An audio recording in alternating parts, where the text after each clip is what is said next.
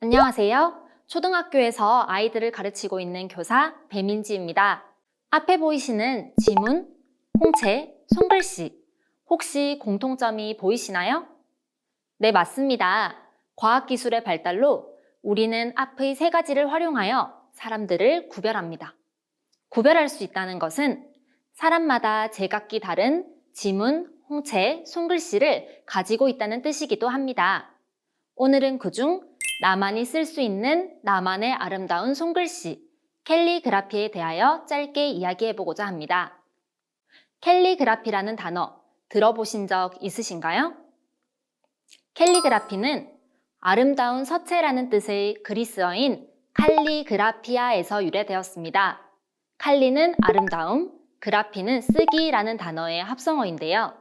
한마디로 내가 예쁘게 손으로 글씨를 쓰면 다 캘리그라피라고 할 수 있어요. 그리고 잘 쓴 캘리그라피는 여기저기에 활용되죠. 혹시 시청한 드라마가 있으신가요? 있다면 드라마의 전체적인 분위기와 글자가 어울리는지 다시 한번 확인해 봅시다. 글자의 느낌이 어떤가요? 둘 다 전체적으로 코믹한 요소가 많은 드라마였어요. 그래서 그런지 글자들도 참 귀엽게 쓰였죠? 이 글자는 어떤가요? 도깨비라는 소재 자체가 우리나라 옛 설화를 바탕으로 해서 그런지 글자도 신비로운 느낌을 듬뿍 담고 있습니다. 일제강점기라는 슬픈 역사를 아시나요? 미스터 션샤인은 우리나라의 힘들고 괴로웠던 역사를 담은 드라마입니다. 그래서 배우들의 표정도 대체로 어둡고 글자도 으스스한 느낌이 납니다. 이처럼 캘리그라피는 단 몇 글자만으로도 분위기를 만들어주는 힘이 있습니다. 또한 캘리그라피는 장점이 굉장히 많은 취미라서 꼭 여러분들께 소개하고 싶었어요. 첫 번째, 남녀노소 평생 즐길 수 있고, 두 번째, 언제 어디서든 펜과 종이만 있으면 가능하고, 세 번째, 스트레스 진정에 효과가 있고, 네 번째, 잘 쓰면 상품이 되거나 주변에 선물하는 등 유용하게 활용 가능하고, 다섯 번째, 정답이 없기 때문에 자유롭다는 점. 지금부터 캘리그라피의 매력에 빠져보실까요?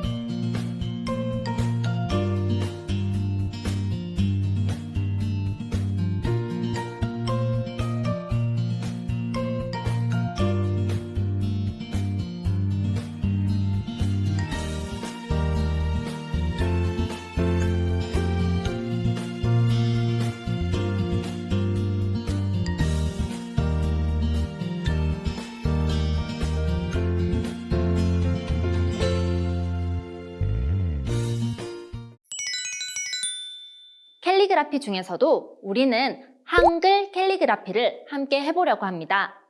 한글은 조선의 4대 왕인 세종대왕께서 만드신 우리나라 고유의 문자로 세계에서 가장 과학적인 문자로 인정받고 있습니다.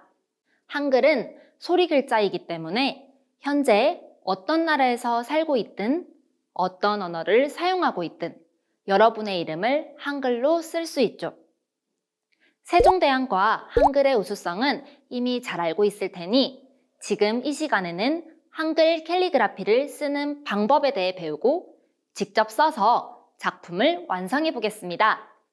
참, 여러분, 저는 간단한 한글 캘리그라피를 하기 위해 학교에서 많이 쓰는 사인펜을 사용해 보겠습니다. 캘리그라피는 무엇이든 재료로 쓸 수 있기 때문에 사인펜으로 연습한 뒤에 내가 흥미가 생긴다면 다양하게 생긴 붓펜, 나무젓가락, 이쑤시개까지 다양하게 활용해 보도록 해요. 이제 한글 캘리그라피를 쓰는 방법은요. 첫 번째, 한글을 배우고 두 번째, 붓으로 아름답게 쓴다. 너무 간단하죠? 하지만 우리가 모두 글씨를 이렇게 잘 쓰기는 힘들어요. 그래서 우리는 글씨를 그려야 합니다. 글씨를 그린다고? 그게 무슨 말일까요? 다음을 보시죠.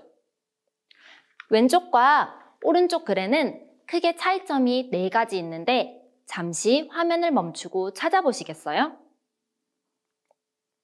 네, 첫 번째, 자음, 모음의 모양과 크기가 달라졌어요.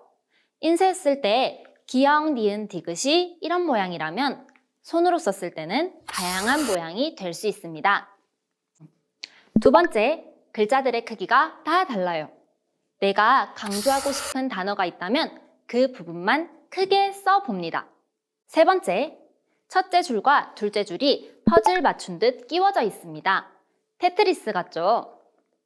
마지막 네 번째 차이점, 글자의 일부분이 그림으로 바뀌었어요. 아무 의미 없이 넣은 그림이 아니라 단어에서 연상되는 것을 생각해서 바꾸었어요. 지금부터 직접 써볼까요? 앞에 있는 글씨를 똑같이 그린다는 생각으로 따라 써보겠습니다. 처음이니까 똑같지 않아도 괜찮아요. 최선을 다하면 됩니다. 아자아자! 여러분이 처음 한글을 배웠을 때와 다르게 생긴 자음을 찾아볼까요? 네, 리을, 미음, 비읍, 피읍이 특이합니다. 처음 배울 때는 리을, 미음, 비읍, 피읍이 들어가는 단어를 쓰면 글자가 더 멋있게 보이는 효과가 있답니다. 참고로 붓펜으로 하면 이렇게 글씨 굵기도 나타낼 수 있어요. 벌써 힘들어하시는 분이 계신 것 같아요. 우리 손가락 운동 한번 하고 다시 시작해 볼까요? 이번에는 자음과 모음이 합쳐진 하나의 단어를 써보겠습니다. 리을, 미음, 비읍, 피읍의 주위에서 그림을 그린다는 생각으로 글씨를 써본다면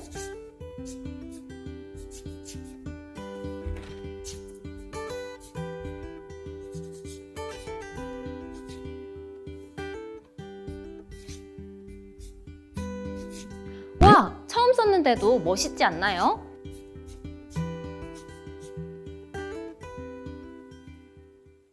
그 다음에는 자음, 모음을 잘 조합해서 자신의 이름을 완성해 봅시다.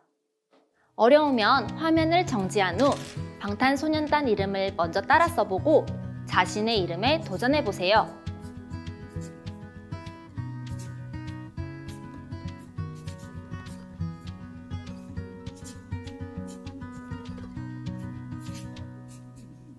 여러분 옆에는 제가 있습니다. 힘내세요.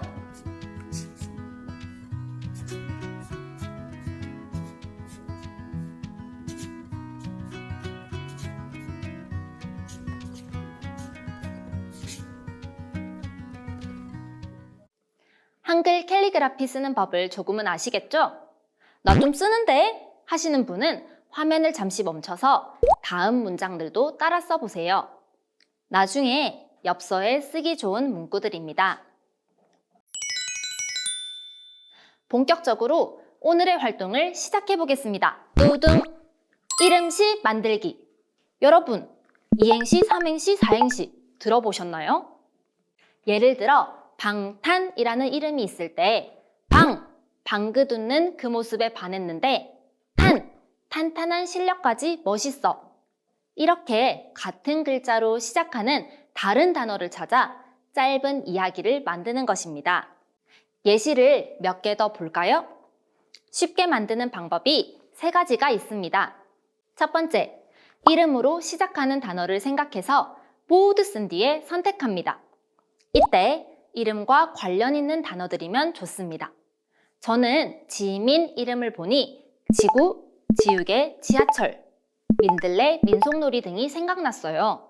그중 지구와 민들레를 골라 지구에서 민들레처럼 밝은 사람 지민이라고 만들어 보았습니다. 두 번째, 단어의 중간 글자나 끝 글자를 활용합니다. 도저히 시작하는 단어가 생각나지 않을 때 쓸 수 있어요. 저는 태형이의 형으로 시작하는 단어가 생각나지 않아 이렇게 태양처럼 빛나는 우리 형이로 나누었습니다. 세 번째, 이름과 전혀 관계없이 재미있게 만들어 봅니다. 정말 맛있고 든든한 국수 한 젓가락 하실래요? 전국이랑 국수는 전혀 관련 없는 단어지만 그래서 또 재미있기도 하죠. 나는 이름이 너무 길다라고 생각되면 다른 사람의 이름으로 만들어 선물합니다. 부모님께서 한글 이름을 가지고 계신다면 선물하는 것도 방법이겠죠. 조금 더 멋있게 만들고 싶다고요? 배경을 더해보세요. 귀여운 느낌을 좋아한다면 색연필로, 부드러운 느낌을 좋아한다면 수채화로 배경을 칠해도 좋아요. 스티커가 있다면 어울리게 붙여주셔도 좋습니다. 저는 아이들에게 선물하고 싶어서 엽서로 만들어 보았는데요. 엽서 표지에는 한글 캘리그라피를 활용한 이행시를 넣고요. 뒷면에는 편지를 써보았습니다. 여러분, 지금까지 한글 캘리그라피 쓰는 법과 이름시 만드는 법을 배웠는데요. 재밌으셨나요?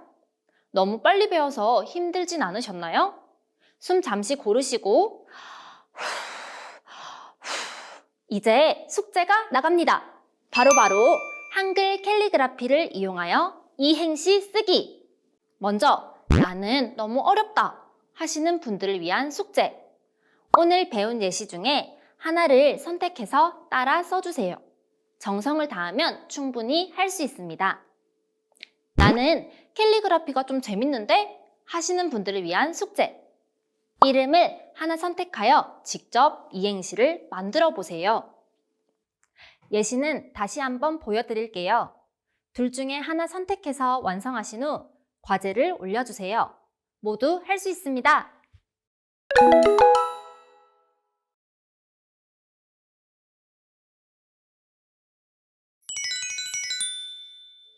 사실 캘리그라피는 짧은 시간 안에 마음에 드는 작품을 완성하기가 어렵습니다.